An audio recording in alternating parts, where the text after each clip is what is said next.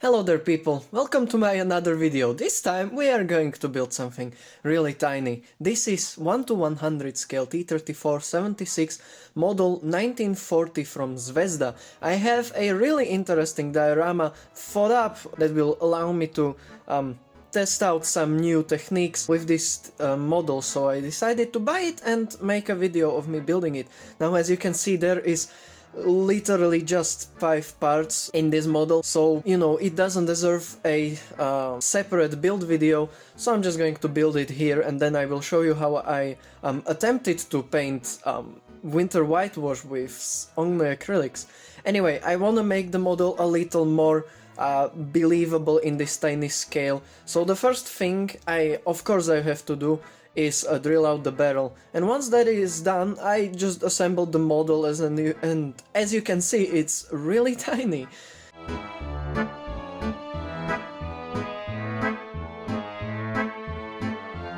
Anyway, another detail that I wanted to make are these flame cut marks. I am using War Thunder model and also photos for reference, but you know, photos seem to, some of the T-34s of these variants seem to have this on the photos, some of them seem to not have it, and I don't understand what the difference is. Probably the production plant that built them. Also these flame cut marks on the front plate, also in War Thunder the T-34 has it. I've seen some pictures of it having it, but then I've also seen pictures of a T-34 not having these flame marks. So I don't know what this is, but it does create some interesting detail for the model, and it makes it a little more believable even though it's completely tiny. I also added the front headlights to the upper front plate, since they are on the pictures but they are missing from the kit due to its size. Now I want to make some texture for the turret since it was cast. So what I do is one of the easiest method to do this. I put some glue onto the turret and then I lightly dab it with my brush. This, you know, dissolves the glue obviously, because this is how plastic glue works, and it creates this nice rough texture. It's a little subtle, but this is exactly what we want in this tiny scale. I think using the diluted putty method would be too out of scale or just too rough for such a tiny turret.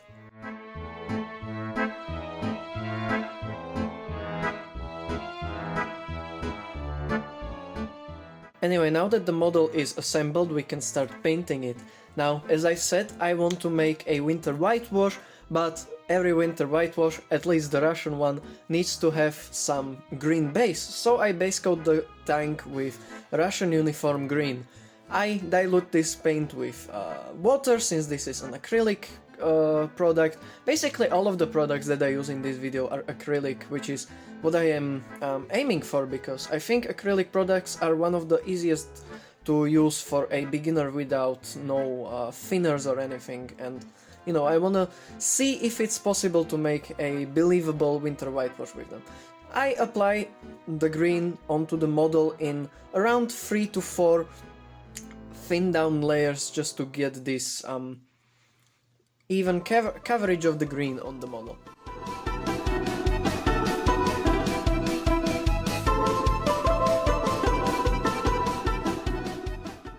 Now as you can see, this model is really nicely matte and the color didn't cover any details. This is what happens when you thin your colors properly and layer them up.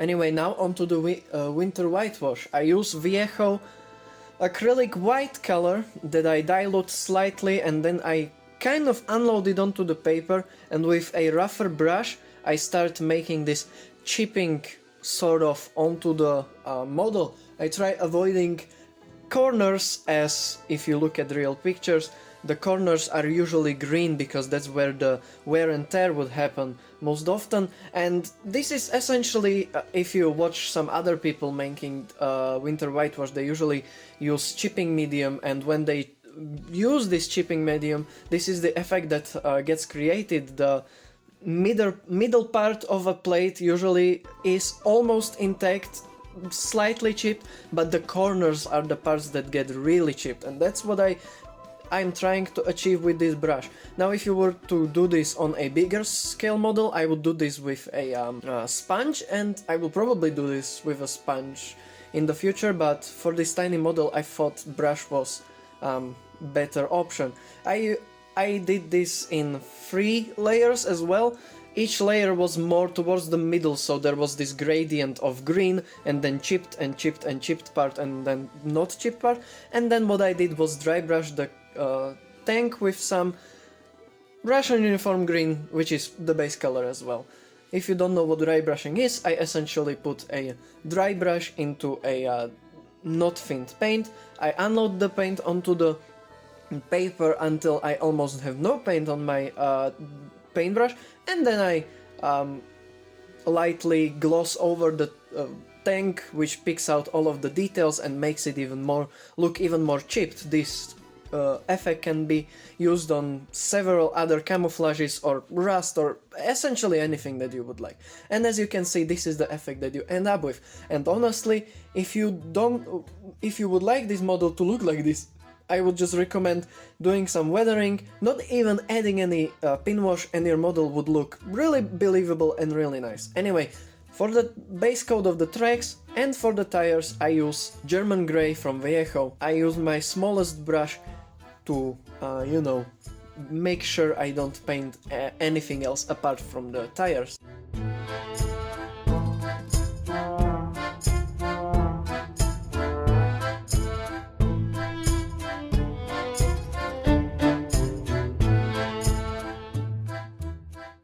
Now I started using the wash. This was probably a bad idea, but you know, it did pick out some details and the effect kind of got lost at the very end. Anyway, this is dark brown wash from Ammo by Mig, and since this is such a tiny model, I made sure to put this wash only around the details and then blend it around the details so the entire tank isn't brown, but only the, you know, lines around the tank, so it looks a little more crisp. But I think I overdid this. I think this darkened down the model a little too much, and I think it would have maybe looked better without it, but I wanted to try, and since this is my first time doing a winter whitewash, I've learned from it a little.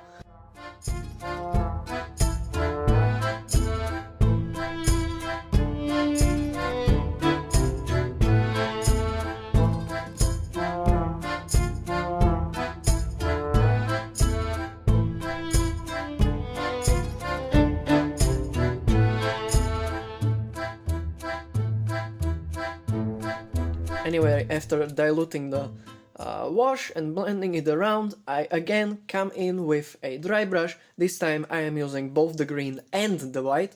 First I am using the green just to give it that chipped effect, and then white I use for highlights. And it really made the tank look 4K, as you will see in the ending pictures. Dry brushing is really a beginner's technique that some professional modelers just gloss over because, well, it's a beginner technique, but I think it's a really powerful technique that can create really nice effects for your tiny models, mainly in small scale.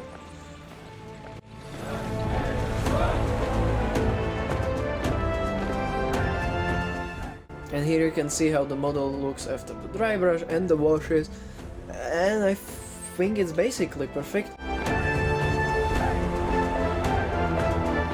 Now I use Vallejo Light Rust from their Panzer Aces range. Maybe you would be better off with Dark Rust, but I had only Light Rust and I wanted to try it out. So I use my smallest brush and I start doing some little rusty chips all around the model. Now you don't want to go overboard because rust really doesn't go pair particularly well with white. It can overpower it really easily, so you want to be really careful what you're doing. And if you do it moderately, then the effect looks really nice. Of course, onto that I add light rust wash and I blend it with water.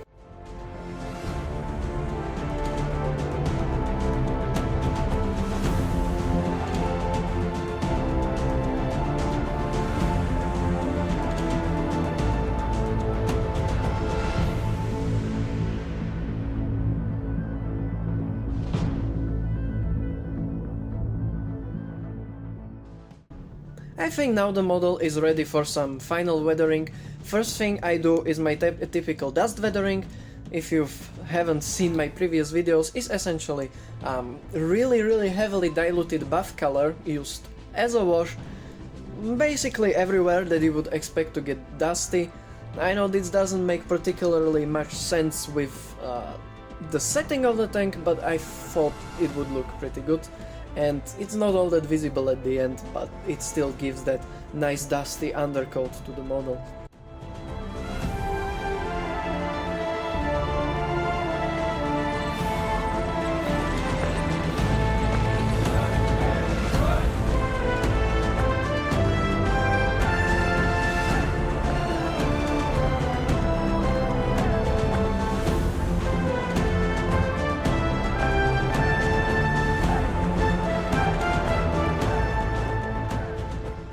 Now I am using one of my favorite acrylic products. This is Viejo Environment Mud. This is an acrylic paste that creates really realistic mud effects. It even has like grains of sand and rocks in it, which just looks amazing. It's really a cheat code in my opinion. It's not particularly expensive. If you're making small models, it will hold up for ages upon ages. And you can apply this essentially everywhere you want. I apply this mainly on the back of the tank because if you've seen any pictures of other modelers T-34s or T-34s in real life, you can see that the back of the tank gets really muddy in the winter, and then I dry brush the entire lower hull with buff again, because since there are grains of sand and stuff in this acrylic product, this dry brush will pick them up and it'll look even more realistic and better. And then the last effect that I'm going to use is completely new. I haven't tried it yet. This is Viejo Environment Snow. This is technically the same thing, just white, and applying it onto the model is very pleasant. It dries up into this, it dries up completely solid, and it creates a really nice snowy effect. So I put it all around the vehicle into the crevices where snow would collect, in my opinion. Anyway, that's going to be it for today's video. Thank you so much for watching. I hope this tutorial for fully acrylic whitewash winter tank is going to be useful. This was more or less an experiment, but I think it came out really nicely, and there are things that I can improve on this technique, but for now this is what I'm sticking with. This model is mainly for a diorama, and if you would like to see this diorama, please make sure you subscribe and click the notification button. It should release around the next week, probably, maybe not. I will see how it goes. I am definitely going to make a little house for the diorama, which is going to be also interesting, so stick around for that. If you like this video, please give it a like. If you like to support me financially, go to my Patreon page, link is in the description, and I am really happy that you watched this video, and I'm really thankful that you stuck around to the end. So thank you for watching, and I will see you in the next video.